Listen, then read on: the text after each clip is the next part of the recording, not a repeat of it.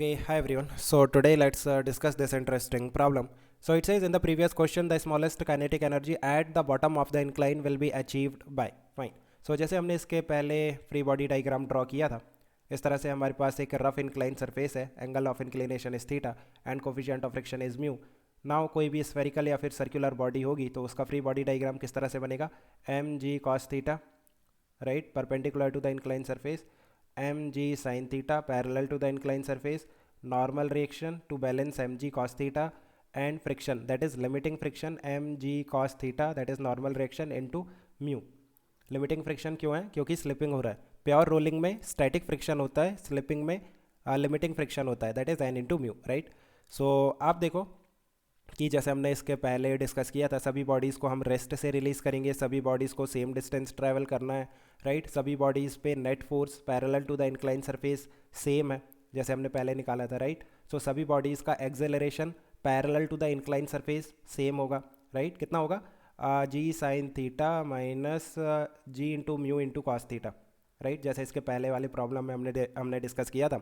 Anyway, so final speed कितनी होगी सभी बॉडीज़ की जब वो बॉटम पे होगी? लीनियर स्पीड की मैं बात कर रहा हूँ, that is v is equal to U plus A T. सभी बॉडीज़ के लिए u जीरो है, एक्सेलरेशन सभी का सेम है parallel to the incline surface, और सभी को सेम टाइम लग रहा है बॉटम पे जाने के लिए. टाइम हमने निकाला था, that is under root two S upon A, right. S सभी का सेम है, एक्सेलरेशन भी सभी का सेम है, लीनियर एक्सेलरेशन, तो टाइम भी सभी को सेम लगेगा. सो वी कैन से सभी का जो लीनियर स्पीड होगा बॉटम पे वो सेम होगा, और सभी का मास भी सेम दे रखा है. मास और रेडियस सभी के लिए आपको सेम दे रखा है. इट मीन्स कि जो काइनेटिक एनर्जी है, translational kinetic energy, that is half of M into v square, वो सभी के लिए सेम होगी. But he is asking about the kinetic energy, not translational kinetic energy. So एक और काइनेटिक एनर्जी है, that is rotational kinetic energy. अब उसके लिए हमें रोटेशन को स्टडी करना पड़ेगा बॉडी के. सो आप देखो, अगर मैं टॉर्क की बात करूं, जैसे अभी हमने नेट फोर्स निकाला था एक्सेलरेशन के लिए, लीनियर एक्सेलरेशन के लिए, अभी हमें क्या निकालना पड़ेगा? Torque. Torque about centre of mass. So एक काम करते हैं, let me change the colour. Okay, so fine. So आप देखो, अगर मैं टॉर्क की बात करूं, torque about centre of mass, so किस तरह से निकालेंगे? एम जी तो सेंटर ऑफ मास से पास हो जाएगा, नॉर्मल रिएक्शन भी सेंटर ऑफ मास से पास हो जाएगा. सो वी कैन से कि जो टॉर्क आएगा सेंटर ऑफ मास के अबाउट, वो किसका आएगा? फ्रिक्शन फोर्स का, m ji cos theta into mu, right, into r. So torque about centre of mass that will be m ji cos theta into mu into r. So देखो ये भी सभी के लिए सेम होगा, सभी बॉडीज़ के लिए टॉर्क सेम होगा. नाउ एंगुलर एक्सेलरेशन की हम बात कर लेते हैं, अल्फा की. सो अल्फा क्या होगा? Torque upon I. So torque तो सभी के लिए सेम है. टॉर्क क्यों सेम है सभी के लिए? You can check the equation. देखो, एम सभी का सेम है, जी सभी के लिए सेम होगा, थीटा सभी के लिए सेम है, म्यू सभी के लिए सेम दे रखा है, और आर भी सभी का सेम है. सो टॉर्क सभी बॉडीज़ के लिए सेम होगा, बट अल्फा में आई आ जाएगा. आई सभी बॉडीज़ के लिए डिफरेंट होगा, राइट. सो वी कैन से कि अल्फा जो होगा सभी बॉडीज़ के लिए डिफरेंट होगा.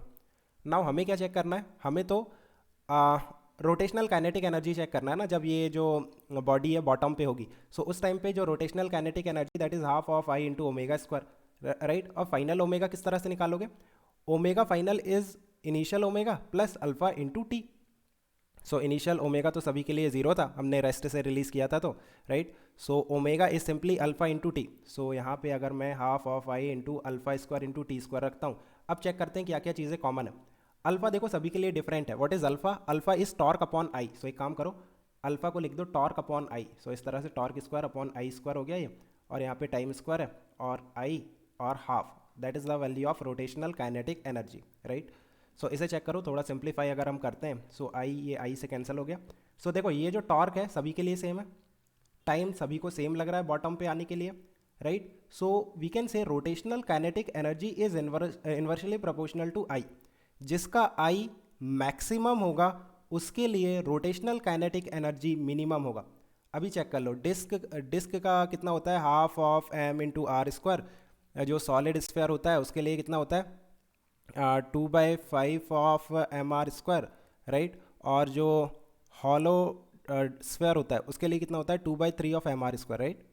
सो जिसके लिए मैक्सिमम है, मैक्सिमम किसके लिए है?